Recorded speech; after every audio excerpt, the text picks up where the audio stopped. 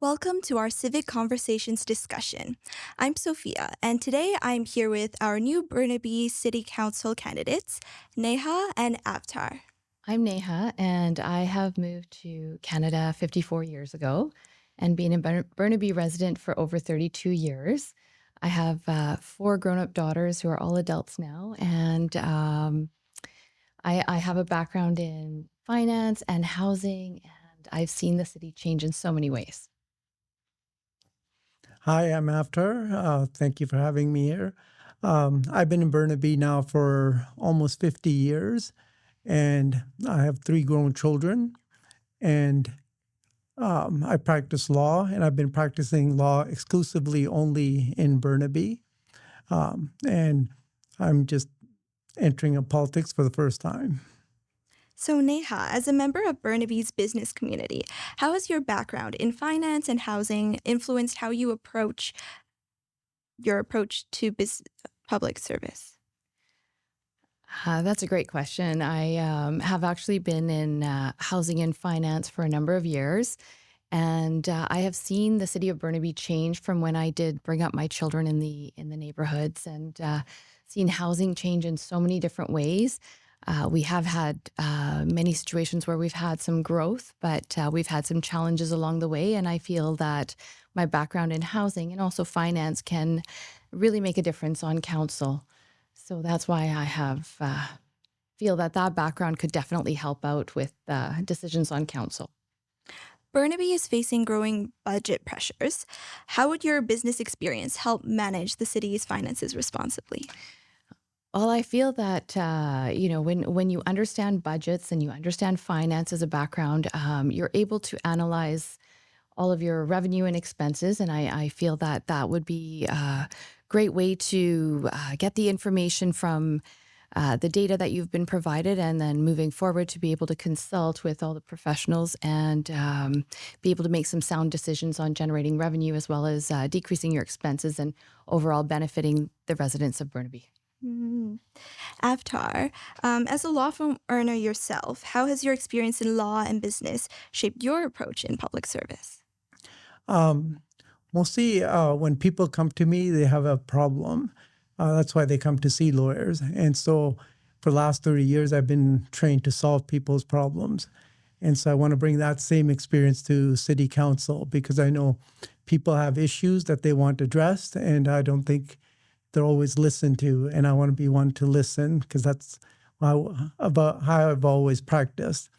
As a business owner, I know the challenges of a small business. I know the expense of running a small business, and uh, the city should be giving incentives for small businesses to exist in Burnaby to make it less expensive for them to operate. So I know where they come from. Mm. So, with your different backgrounds, we just want to talk a little bit about your motivations for running for city council and why each of you believe now is the right time. I'll, should I jump into that after, or would you Yeah. like to Well, for me, comment? I'll start. And for me, it's I've practiced now, like I said, for 30 years, and it's come time where I have enough experience in different areas that I want to bring that experience to City Council and help the people as I've helped them in my practice. But I want to help them and help the city get around, enter a new chapter of growth. And basically, that's my reason for entering into the political arena. Mhm. Thank you. And Neha? Very much like Avtar, I think it comes down to listening to what your residents and the community needs. I feel that we've heard a lot about housing challenges and a lot of the changes on how housing should be um, implemented and designed. Being in the industry, I feel that we may not be in a great position to be able to make these decisions without the experience in the background. So we do have a lot of challenges that we need to overcome in the future, but definitely comes down to listening to our residents as well as other consultants who would be able to make us help with sound decisions. We also need to probably take into consideration a lot of the, pedestrians and bike lanes and also some transportation infrastructure that we need to help with Burnaby's growth and development.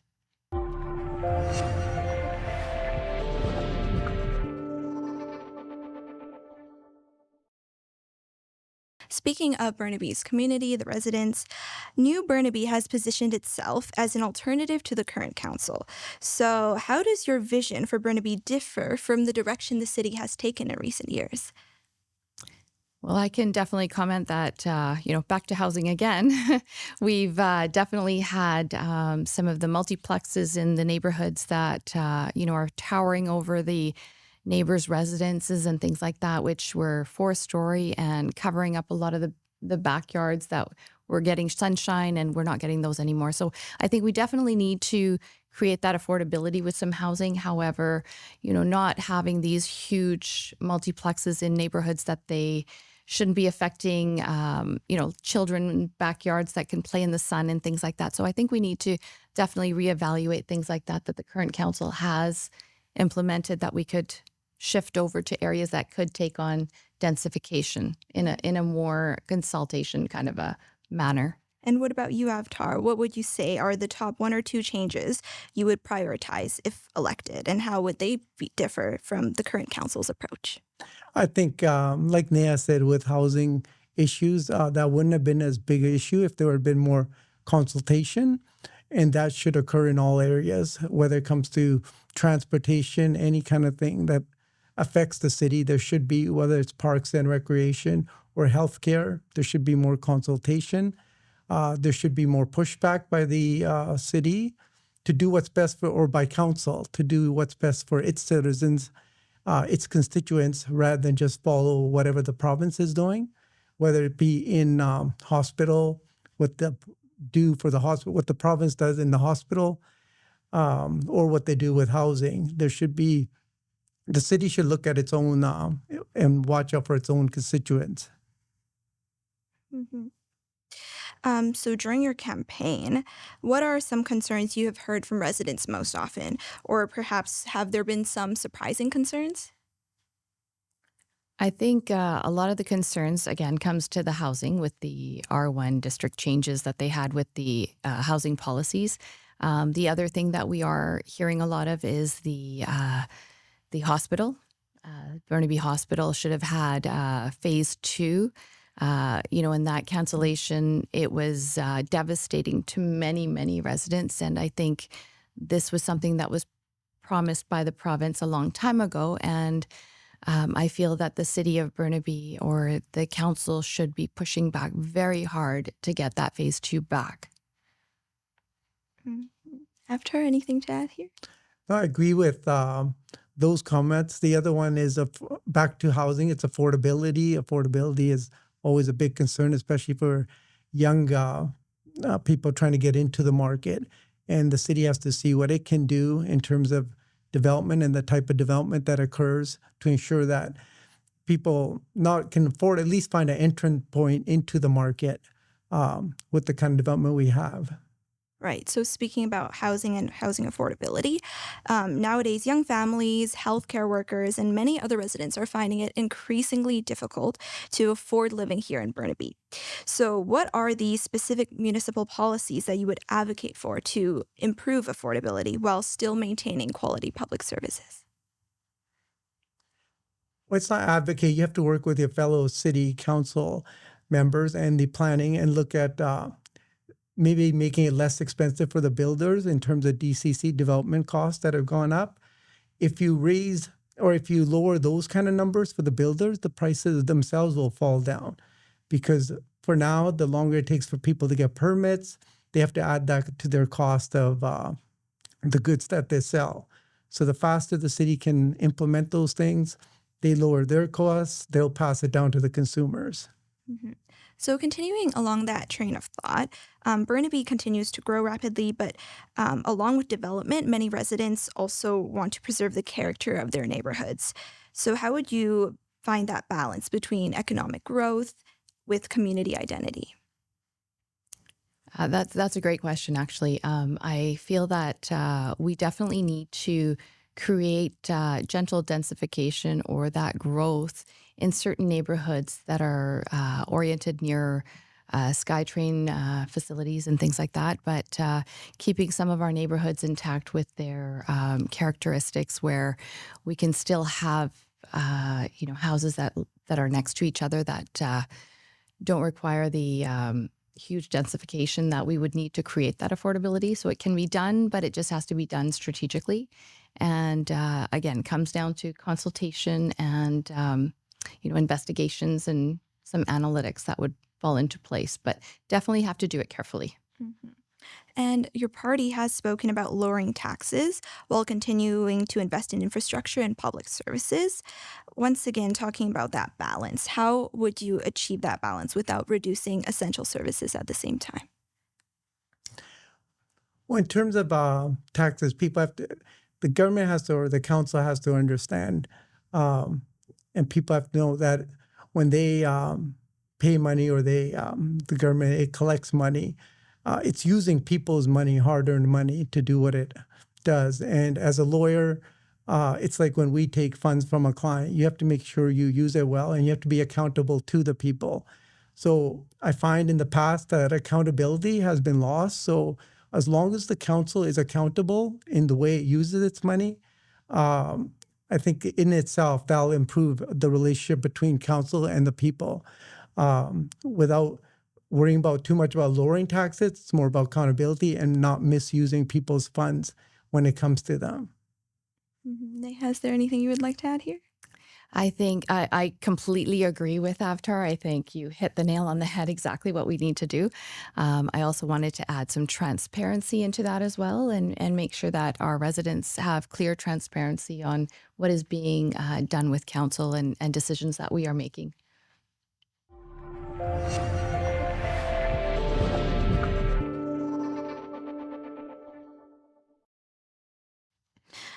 So speaking about some goals, if elected, if you could accomplish just one major goal during your first 4 years on council, what would it be and why? I think the goal that I would have is by the end of the 4-year term, if elected, I would want to see that we have been able to create a revenue source which could help lower taxes for the future years to come. And there are many ways that we can do that. It's a matter of really making sure that we dig into those data sources and the analytics that we can use to be able to use the assets that City of Burnaby has to the benefit for being able to generate that kind of revenue. And I think that will help create lower taxes for the future, not just immediately, but for the future, and sustain that kind of trend. What about you, Avtar? If elected 4 years from now, what accomplishments would make you feel like you've been successful during that term? Um, Again, carrying on with the affordability, I find the youth these days, they don't have that sense of community with Burnaby, that they want to stay in Burnaby, even though Neha's children were all raised in Burnaby and my 3 kids were raised in Burnaby, her 4 daughters. I don't know if they all want to stay here. I want to make sure they want to stay in Burnaby. They're proud of Burnaby. And if I've accomplished that, I know I've accomplished my goal. If they know they can afford to live in Burnaby and that Burnaby is an exciting city, that Burnaby gives them places to go and it's the place to be, that's what I would see as a successful 4 years. And now let's just talk a little bit about some key governing policies or principles. What would you say are each of your key governing philosophies, principles in public service? I think the main thing that I would want to do is to make sure that, and I know that Avtar has said it very clearly, is to listen. And I think that's really important for us, is to make sure we hear our residents and hear what they need, what's important to them, and be a part of that and be able to help them make these changes that would overall help all the residents of Burnaby. And Avtar? Same point. Problem solving is, I think, the crucial thing. Listening and then solving the problem and then consulting with the people and letting them know that they're being heard. Not just listening, but then being heard by helping them solve their problems. Is there anything else you would like to add or talk about that we haven't had the chance yet? think we covered the main think we did. issues. I think we did. Thank you so much for joining us today. This has been Civic Conversations, here today with Neha and Avtar from New Burnaby. Thank you for having us. Thank you so much.